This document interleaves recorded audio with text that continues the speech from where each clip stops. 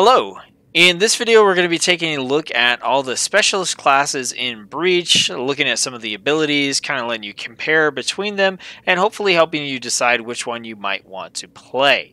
Now, before I kick things off here, I just want to mention that the Exorcist is in the game, at least a picture, but I can't actually click on them or try them out in the alpha. So if that is out at the time that you're watching this video, just know that it wasn't available for comparison when I made these. So we're going to kick things off with the Chronomancer. This is a ranged specialist who belongs to the Arcane School of Magic. So we're going to be using a scepter as our weapon here, and our basic attack is going to look something like this. And our signature spell for the Chronomancer is going to be Stasis Beam. This is going to channel a beam that applies a slow and deals damage over time to an enemy. So if we spawn in an enemy here, we can cast the beam. That's going to deal damage over time and gradually build up and slow them as well. So let's go ahead and see if we can't spawn in something that's going to be a little further away from us and get that beam going and really see that slow kick into action. Alright, our next ability on the Chronomancer is going to be Haste. This is a buff that you can cast on yourself or an ally. It's going to give you Haste, which is going to be attack speed, cast speed, bonus damage, and it will give bonus healing to any healing classes as well. So if we take a look at our standard rate of attack here, then we can cast Haste on ourselves and take a look at how that speeds up our basic attack. So those attacks will also deal increased damage as well. You could self-cast an ability on yourself by hitting the Alt key plus the key for the ability. The next ability we have for the Chronomancer is going to be Temporal Field. This is going to be an area of effect, and all enemies within the area are going to be affected by slow. So if we spawn in a few enemies here, and then we can put this out, you can see it's a pretty big AoE. And then all targets within that are going to be drastically slowed down. You can see they're heading over here, but they're not going to make it. Alright, our next ability is going to be Chrono Leap. This gives you essentially a few seconds of immunity, which will allow you to avoid damage and the application of any new debuffs. It will also cleanse debuffs when you activate it. So, if we are getting attacked here, we can hit Chrono Leap, and that's going to make us temporarily immune. You're going to see they're going to stop attacking us, and then once it wears off, they will attack us again. And then the ultimate ability for the Chronomancer is Cease Continuing. This is a debuff that applies to enemies and projectiles, and it causes them to come to a near complete stop, which means that you and your team have a window of opportunity to kind of wail on these targets while they are slowed down without fearing any retaliation from them. So that's the Chronomancer. You're going to be using these sort of slow debuffs really to help control the battlefield, give your team some opportunities to get some nice good burst damage in without worrying about taking that damage in return, and just using that to manipulate the battlefield.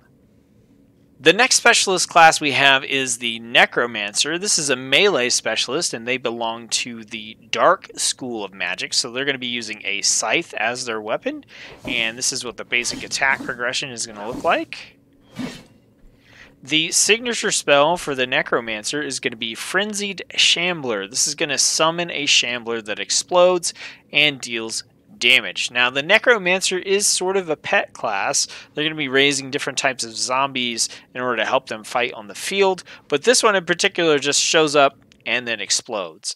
But you're going to see that when we kill an enemy here with this ability, there we go, pretty nice impact there.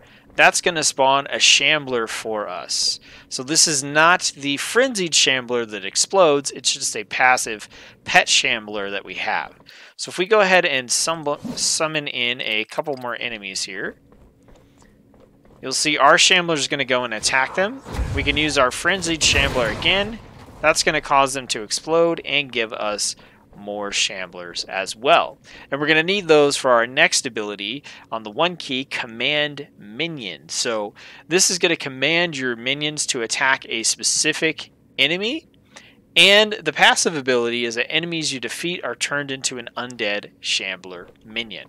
So if we spawn in a couple of these low-level guys here, and we spawn in a ranged character, you're going to see that our shamblers are going to attack whatever's kind of closest. Well, in this case, they're going to prioritize the ranged target, but we could have them come over and attack this particular target instead and take them down. And if we wanted to change things up, we could say, hey, go attack that guy. And now our shamblers will run over and attack him. So that's going to let us use our shamblers to the best of our ability and direct them at the targets that we want to prioritize. Our next ability is going to be Sacrifice Minion. So you're going to sacrifice a target minion, gain some health, and trigger the minion's sacrifice effect. So if we were to sacrifice this shambler, that's going to give us some health back. Next, we have Haunting Wraiths. This is going to summon some wraiths that shoot out from you in a frenzy and deal damage to enemies and protect allies in the process. So if we go ahead and we'll summon in a couple of characters here. And then we use our wraiths. You're going to see that's going to deal some damage, and it gives a little bit of a sort of regenerating shield to our friendly ally there. And then finally, for the Necromancer, our ultimate ability is going to be Raise Dead. And what this is going to do is just summon a whole bunch of shamblers for immediately without you having to kill enemies to get them. So Necromancer, melee specialist here is going to be summoning a lot of shamblers and having them do a lot of the damage for you, while you've got a little bit of ability to kind of help buff your allies in the process. The final specialist class available is going to be the Engineer. They're part of the Tech School of Magic, and they're going to use dual pistols as their weapons. And their progression for attack is just a pretty steady slew of bullets. Anytime you're using a ranged character with guns in Breach, you do have ammo. So once you run out of ammo, your character will automatically reload. But you could also force a manual reload by hitting the R key if you want to do that between waves of enemies or from room to room. The signature ability for the Engineer is going to be the Turret. They're kind of a pet class as well, but unlike the Necromancer, you kind of just have your regular turret and not a horde of zombie minions. So the turret is going to get placed down, and it will deal damage to enemies that are close to it until it is destroyed or until you run outside the range of the ability. So if we go ahead and put down some brawlers, and then we can put our turret down here, you'll see that our turret is going to take out those enemies for us.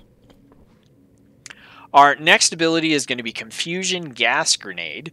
This will shoot a grenade that explodes at the target location, covering it with a gas that damages and slows enemies. It will stun enemies if they're inside the area for long enough. So this is a way you can kind of help out your turret as well.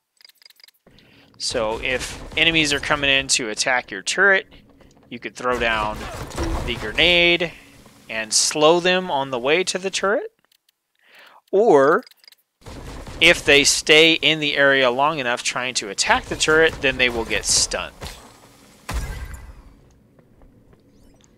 Next ability we have is Flash Grenade. So this is another grenade that's going to land at the target location. After a short delay, it's going to explode, dealing damage and stunning enemies. So this is a little more of a direct way to get that stun effect. So we can go ahead and throw that out and stun those targets. That gives your turret an opportunity to deal its damage, or it gives you an opportunity to try to save it from taking some damage as well. Then we have Recall Dart. This will deal damage to a target and spawn a beacon. After a short duration, you teleport the target to the beacon, and apply a root. So essentially what this will do is it will reset the position of an enemy. So if we probably need to get rid of our turret here, or move outside of its range. Let's spawn a more powerful enemy. Okay, so if we go ahead and attach our dart, then what that's going to do is that's going to yank the target back to that location. So you can see he's trying to chase us, and he gets pulled back. So some really nice CC there.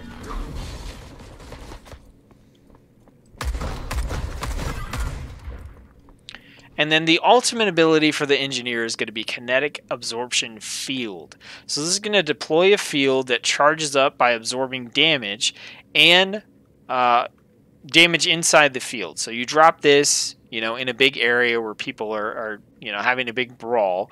Once the damage has charged up within the field, you're going to get Kinetic Charge Shot, and this is an ability you can use to deal a heavy amount of damage to a target. So as you can see, the engineer has a lot of crowd control abilities with the recall dart, confusion gas grenade, flash grenade. They've got a good way to continue to deal damage through their turret while they are trying to use these crowd control abilities, so you still get a good amount of damage from them. And then with that kinetic absorption field, they do have a big bursty ability that they can use. So that's an overview of the specialist in Breach. Hopefully this has kind of helped you to get a grasp on the different classes that are available within this specialty. It really just comes down to the kind of play style that you want to do as far as what class you want to choose. They're all pretty good. Keep in mind that as you level up these classes, you're going to be unlocking the ability to swap out your loadout and change abilities with other classes within the same magic school as you. So the engineer, being in the tech school of magic, can pull abilities from the sniper or the gunslinger, and you can use that to kind of customize and create the exact sort of specialist engineer that you want.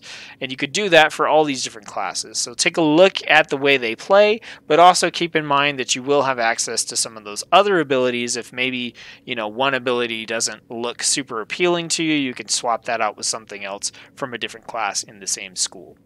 So if you like the video, give it a thumbs up. Check out some other videos on my channel. Subscribe if you think they're pretty good. And I hope you're having a good time, whatever it is that you're doing. And as always, I'll see you on the next video.